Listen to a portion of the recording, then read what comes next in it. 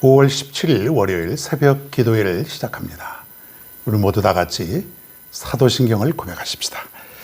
전능하사 천지를 만드신 하나님 아버지를 내가 믿사오며 그 외아들 우리 주 예수 그리스도를 믿사오니 이는 성령으로 잉태하사 동정녀 마리에게 나시고 본디오 필라도에게 고난을 받으사 십자가에 못 박혀 죽으시고 장사한 지 사흘 만에 죽은 자 가운데서 다시 살아나시며 하늘에 오르사 전능하신 하나님 우편에 앉아 계시다가 저리로서 산자와 죽은 자를 심판하러 오시리라. 성령을 믿사오며 거룩한 공예와 성도가 서로 교통하는 것과 죄를 사하여 주시는 것과 몸이 다시 사는 것과 영원히 사는 것을 믿사옵나이다. 아멘. 자, 오늘 말씀은 시편 41편 넘어갑니다. 자, 다윗의 시입니다. 여전히. 자, 시편은 총 5권으로 이렇게 나눠져 있는데 오늘은 41편은 1권의 제일 마지막 부분이 되겠습니다.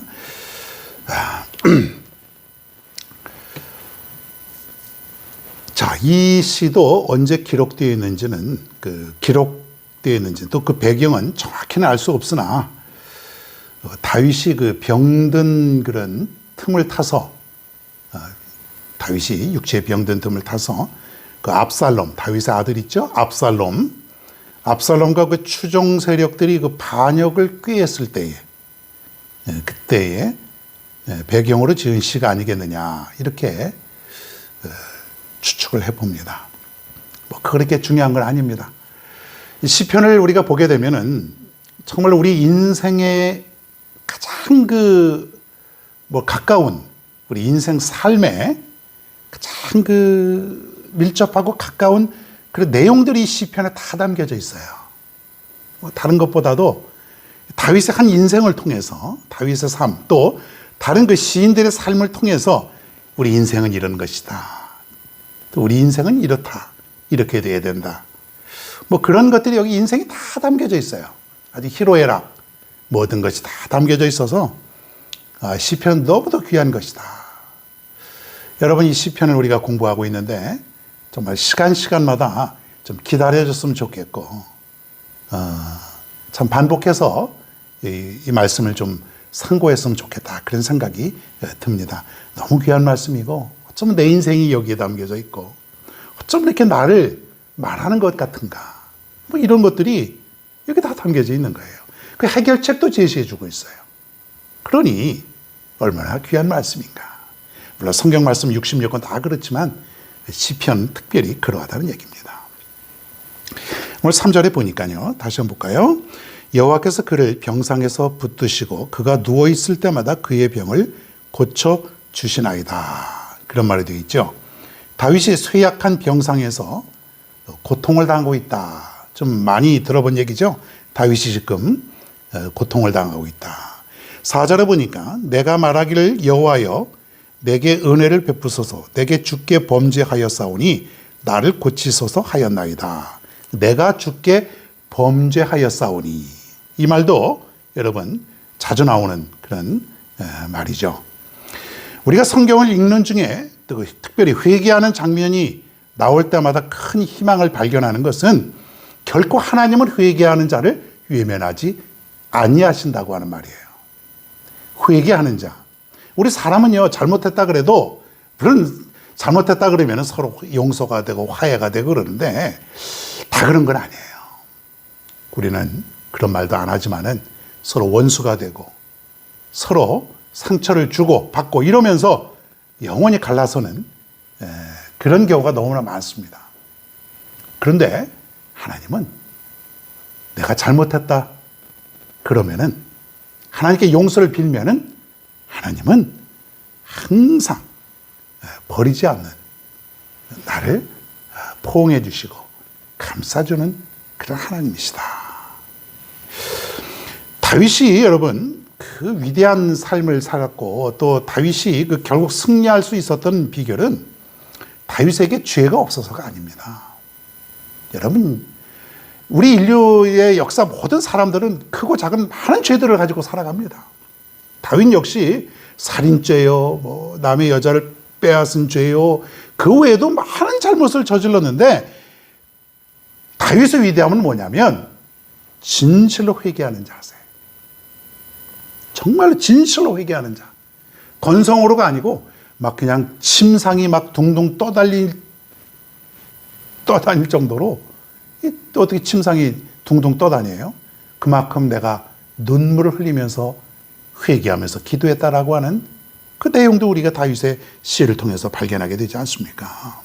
자, 다윗이 지금 병드문 틈을 타서 사람들이 어떻게 하는가? 5절에 또 보니까 이런 말이 있어요. 나의 원수가 내게 대하여 악담하기를 그가 어느 때나 죽고 그의 이름이 언제나 없어질까 하며. 야, 다윗죠? 언제 죽냐? 언제 그의 이름이 없어져 버리겠냐? 사람들 기억 속에 다윗을 다 잃어버릴 정도로 언제 죽고 언제 다 사라져 버리겠냐? 예? 참 사람들도 양심도 없죠. 아마 다윗의 은혜를 많이 입은 사람들도 있었을 터인데 참 사람의 마음이 또 그런 것 같습니다. 참 야박하죠. 저주를 하고 망하기만을 기다리고. 그리고 나서 7절에 보니까 이런 또 말이 있어요. 나를 미워하는 자가 다 하나같이 내게 대하여 수군거리고 나를 해하려고 꾀하며. 나를 해하려고 꾀한다. 아주 모의를 하고 있는 거예요. 지금 수군수군거리면서 나를 다윗을 지금 어떻게 해하려고 계획을 잡고 있는 거죠. 8절에 보니까 이르기를 악한 병이 그에게 들었으니 이제 그가 눕고 다시는 일어나지 못하리라 하오며. 야, 이제 큰 병이 들었으니까 다윗은 다시는 이제 일어나지 못할 거야. 이렇게 수근수근거립니다. 근데 이런 음모를 꾸미는 자들이 다 다윗의 친구들, 가까운 사람들. 참 그런 사람들이 배신하고 그러니 다윗의 마음에 얼마나 큰 상처였겠냐 이거예요. 예? 자, 9절에 봅니다. 내가 신뢰하여 내 떡을 나눠 먹던 나의 가까운 친구도 나를 대적하여 그의 발꿈치를 들었나이다.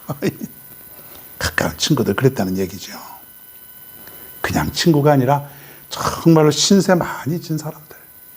다윗의 은혜를 베푸는 그런 사람들. 참 처량하기 짝이 없어요. 불쌍하고. 어떻게 저런 상황까지 놓일 수 있을까? 자, 오늘은 제가 이런 말씀을 드리려고 지금까지 우린 다윗의 이런 상황을 많이 들어봤죠. 오늘은 중요한 말이 있습니다. 자, 다윗이 지금 이런 상황인데 오늘 핵심은 이런 상황 속에서 아주 귀한 것을 하나 깨닫게 됩니다. 아주 귀한 것. 오늘 제가 말씀드리려고 하는 핵심은 이것이고 여러분들도 이런 상황 속에서 어떻게 살아야 되는가, 어떻게 해야 되는가가 여기에 달려 있다는 거예요. 그것이 바로 1절에 있습니다. 1절. 자, 시작. 가난한 자를 보살피는 자에게 복이 있으며 재앙의 날에 여호와께서 그를 건지시리로다. 그랬습니다. 한 번 더 읽어봅니다. 가난한 자를 보살피는 자에게 복이 있으며 재앙의 날에 여호와께서 그를 건지시리로다. 자, 가난한 자를 보살핀다 그랬는데 여기서는 가난한 건 단순히 이렇게 없이 사는 그런 사람들이 아니죠. 이건 뭐냐면 과연 하나님 앞에서 복된 자가 누구냐 이거예요. 하나님 앞에 복된 자. 어떤 사람이 진짜 복된 자일까? 그것이 다윗이 알았는데 바로 자신처럼 나와 같은 처지에 놓여 있는 사람. 지금 배신도 당하고 육체의 병도 들고 마음의 상처도 있고 이걸 이제 1절에서는 가난한 자라고 하는 것으로 이렇게 표현을 했지만은 이런 자기와 같은 상황 속에 놓여 있는 사람들에게 사랑을 베푸는 자. 사랑을 베푸는 자. 어떤 상황 속에 있는 자요? 지금 다윗처럼 육신의 병도 들고 마음의 상처도 있고 모든 것이 다 떠나고 있는 아무것도 가지고 있지 않는 외로운 절망적인 상태에 빠져 있는 그런 상황 속에 있는 사람들. 이런 사람들에게 사랑을 베푸는 자가 진실로 복되도다. 그런 얘기입니다. 여러분 어떻습니까? 미워 죽겠는 사람이 있습니까? 결코 잊을 수 없고 용서할 수 없는 사람이 여러분 주위에 있습니까? 그들에게 사랑을 베풀어 보세요. 그들에게 사랑을 베풀어 보세요. 저 갈보리 언덕에서 예수님을 따랐던 수많은 사람들이 예수님을 저주하고 침을 뱉고 모욕을 했던 그 사람들에게 예수님은 사랑을 베푸시고 묵묵히 저들이 알지 못하는 그런 사람들이 오니 용서하옵소서. 십자가의 사랑을 보여주셨던 그 예수님처럼 저들에게 사랑을 베푸는 자가 복된 자다. 어렵지요. 쉽지 않습니다. 그러나 진정한 복된 자는 가난한 자들을 불쌍히 여기고 병든 사람들의 고통을 돌보아주고 그리고 연약한 자, 빈약한 자를 잘 끌어주는 사람. 원수와 같은 사람일지라도 내가 먼저 가서 손을 내밀어 줄 수 있는 사람. 그런 사람들이 바로 진심으로 복된 사람이라는 거예요. 오늘 주위에 한번 살펴보십시오. 나를 힘들게 하고 또 나를 핍박하고 그런 사람이 있는가? 그런 사람을 저주하고 원망하는 것이 아니라 손을 한번 내밀어 보시고 주님의 사랑을 가지고 한번 다가가 보십시오. 하나님은 그런 여러분에게 진정한 복을 내려주실 줄로 믿습니다. 오늘 다윗의 깨달음이 오늘 나의 깨달음이 되었으면 좋겠습니다. 이제 이후로부터 사랑을 베푸는 자, 우리의 가슴 속에 사랑을 담고 살아가는 저와 여러분 모두가 되길 간절히 축원합니다. 자, 오늘의 찬양입니다. 오늘의 찬양은 오늘 나는 이라고 하는 찬양입니다. 함께 은혜 나눠보십시다.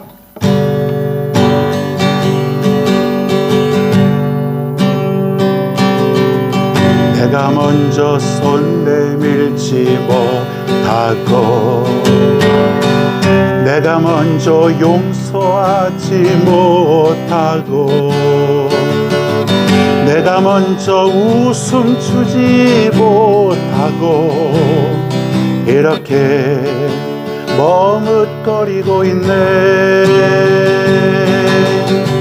그가 먼저 손 내밀기 원했고 그가 먼저 용서하길 원했고 그가 먼저 웃음 주길 원했네. 나는 어찌된 사람인가. 오 간교한 나의 입술이여, 오 더러운 나의 마음이여, 왜 나의 입은 사랑을 말하면서 왜 나의 입은 화해를 말하면서 왜 내가 먼저 져줄 순 없는가. 왜 내가 먼저 손해볼 순 없는가.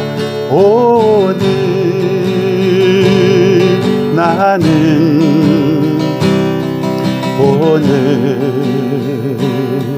나는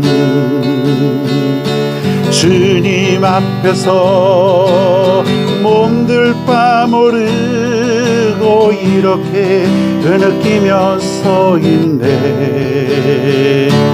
어찌할 수 없는 이 마음 주님께 맡긴 채로 내가 먼저 섬겨주지 못하고 내가 먼저 이해하지 못하고 내가 먼저 높여주지 못하고 이렇게 고집 부리고 있네. 그가 먼저 섬겨주길 원했고 그가 먼저 이해하길 원했고 그가 먼저 높여주길 원했네. 나는 어찌된 사람인가. 추악한 나의 욕심이여, 서글픈 나의 자존심이여, 왜 나의 입은 사랑을 말하면서 왜 나의 맘을 화해를 말하면서 왜 내가 먼저 져줄 순 없는가. 왜 내가 먼저 손해볼 순 없는가. 오늘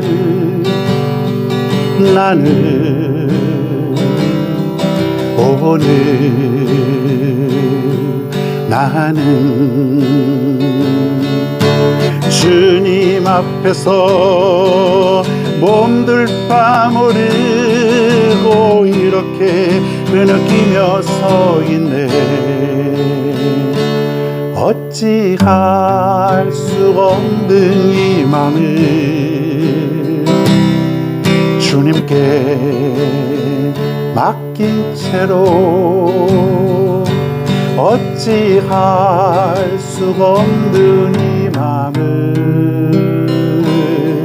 주님께 맡긴 채로.